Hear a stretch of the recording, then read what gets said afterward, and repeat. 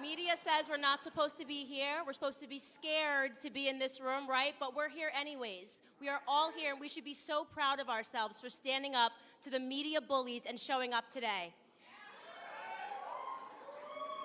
You know, I have to tell you guys, I started this morning like I start every morning, and I want to really take a serious moment to talk about something that pulled at my heartstrings this morning and almost brought me to tears as I was reading the news. I was reading a story about a young boy named Taishawn Lee, a name that people won't be familiar with, not a name that spread all across the nation instantly. Taishawn Lee was a 9-year-old boy living in Chicago. He left his grandmother's house because he wanted to go play basketball in the park, and he was playing basketball by himself in the park. Taishawn Lee was approached by an adult man who came up to him playfully and grabbed the ball and began playing with him. And then eventually this older adult man lured him away from the park with the promise that he would take him to the store and buy him whatever he wanted. So he followed this adult man into an alleyway, and he was instantly, Taishawn Lee at 9 years old, shot point blank a few times and murdered. He was murdered. It was gang-related. They were after his father, so this was a gang hit to go after this young boy. Disaster, an absolute sad disaster that brought tears to my eyes because he was only in the 4th grade. You know, unbeknownst to most of this world, this story happened, and the reason that we don't know about it, the reason that there was no wall-to-wall coverage and national sensation about this story by the people who claim to care about the senseless ending of Black lives is simply because it didn't fit the media narrative. That's it. He was killed by another Black man, so it didn't fit the media narrative to be outraged about this story. Black on Black crime is something that our media tells us that we're not allowed to talk about. Over 93% of Black homicide victims are killed by other Black people. We are not supposed to be outraged, and we're not told to remember the names of those victims. Because if we begin to focus on that area, something that is causing real harm and devastation to our communities, we might uncover the truth. And the truth is that this is all by Democrat design. Our inner cities are all by Democrat design. Like Chicago, like Baltimore, and like Detroit, they have been run by Democrats for decades. We have been made to believe that the conditions in our cities are normal. We're supposed to turn a blind eye to the corruption, to the crime, to the gangs, and instead focus on what our media deems of more importance.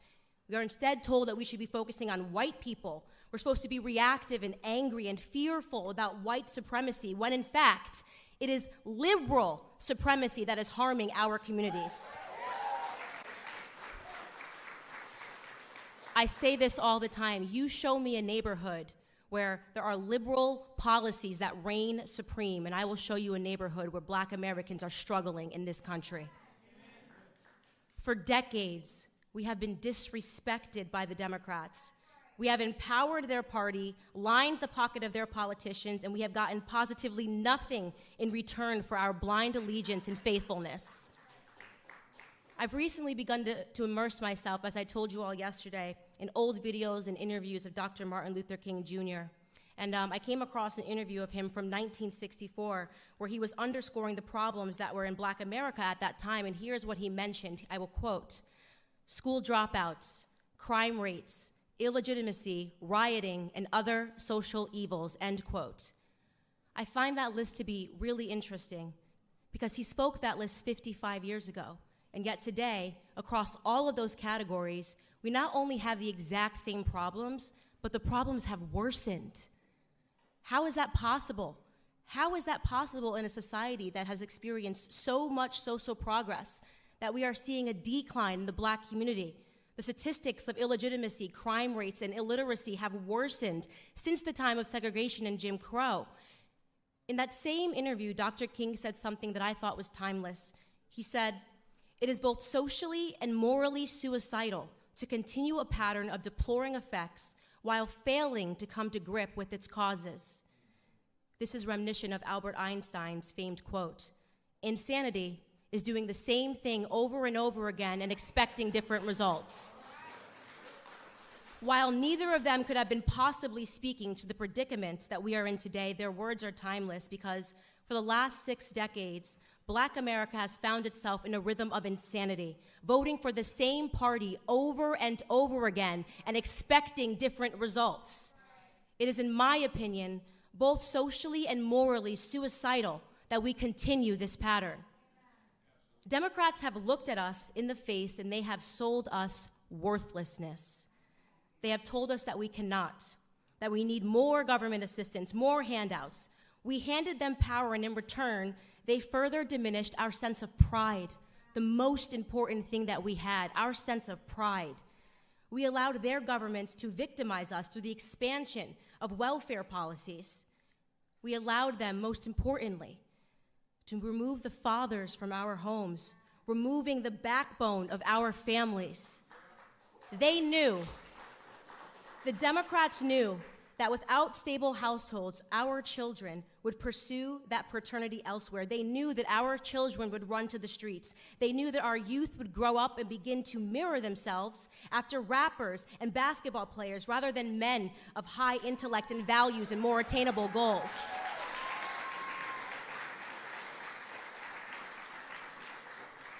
Their media took away the Jeffersons, they took away the Winslows, they took away the Huxtables, and they gave us love and hip hop.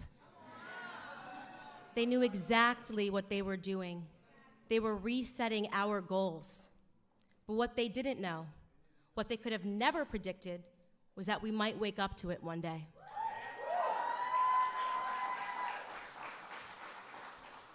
In 2015, when a man with crazy hair and a beautiful wife came down the escalator at Trump Tower, we were at the beginning of a shift, and I'll tell you honestly, I wasn't sure about him. I wasn't sure when he first came down the escalator. I said, isn't that the guy that says, you're fired? Is he really running for president? But then an incredible moment happened.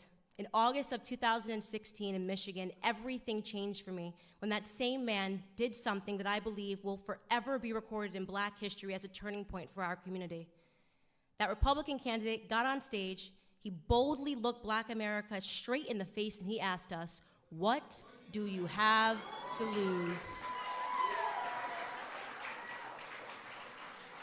The courage of that moment, the courage for a man to challenge us to look around at our communities and to just acknowledge it, to be real, to be honest with ourselves, to acknowledge the filth of our communities and our inner cities, to acknowledge the state of our broken culture, our broken school system. He forced us to stop accepting excuses. Every single person that is standing in this room stands here because at some point we had the courage to set our pride aside and to realize that for the first time in decades, we had somebody who was telling us the truth. And he just kept on telling it all around the country, dropping bars. Honestly, Trump might be my favorite rapper right now. My favorite moment of his campaign was he said, only Rosie O'Donnell, only Rosie O'Donnell. Only our 45th president, Donald J. Trump, and I'm gonna tell you what I love about him. I get that question all the time, Candace, what do you love about Donald Trump? What I love about Donald Trump most is his audacity. The audacity that it took to stand up and look Black America in the eye. The audacity that it takes to call out these crooked Black Democrat politicians that have received billions in aid from our government and effectively stolen it from the struggling cities that they represent. The audacity to call out Elijah Cummings, the audacity to call out Maxine Waters, who lives, by the way, in a $6 million home outside of her own district. President Donald Trump has both the spine and the audacity to save Black America. It takes a lot of guts, and we all know this. When you wake up as a Black American and you realize the truth and you have the courage to speak out about it, the racist leftist media will attack you. CNN is a racist network, in my opinion.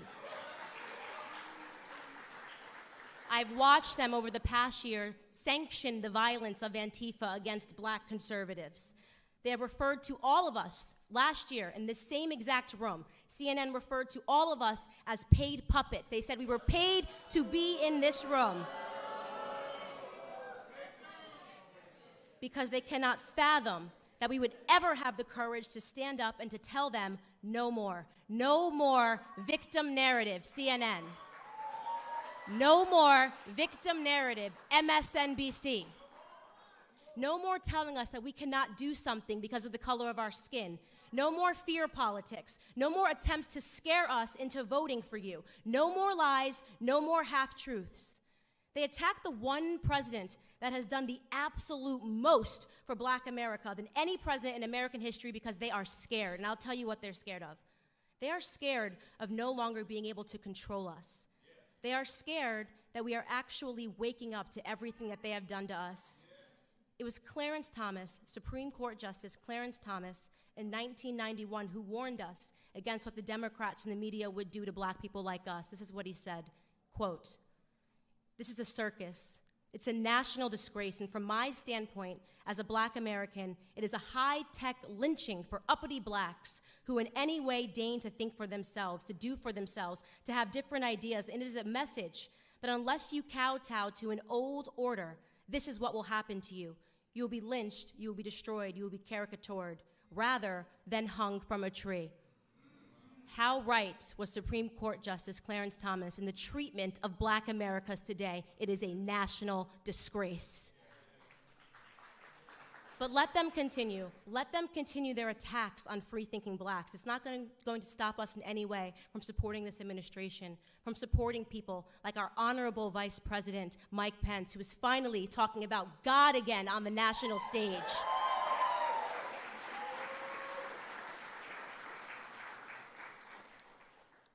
President Trump views us as Americans. And the answer, of course, to that question is that we had absolutely nothing to lose from taking a chance on him, and now we're winning. We want Trump. We want the victor narrative. We want opportunities. We want to be viewed as Americans first and foremost. And you know, I rarely give him credit, but maybe former President Barack Obama said it best in his Harvard Law School paper when he wrote, "The American dream is to be like Donald Trump."